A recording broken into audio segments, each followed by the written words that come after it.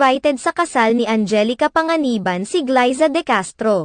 Buong detalye ng hindi pagpunta ni Glyza De Castro, kilalang malapit na kaibigan ni Angelica Panganiban sa kasal ng huli noong December 31, 2023. Sa wakas ay ikinasal na si Angelica Panganiban sa longtime boyfriend nito na si Greg Homan.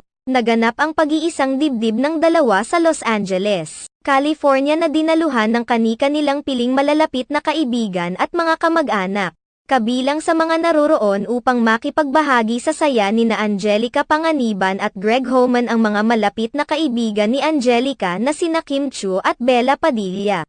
Ayon sa naging pahayag ni Angelica Panganiban na hindi niya inakala na dadating siya sa puntong magpapakasal sa pinakamamahal niyang lalaki bagamat hindi umano niya natupad ang ipinangako niya sa kanyang sarili noon na magpapakasal muna siya bago magkaroon ng anak. Malaki pa rin ang pasasalamat ni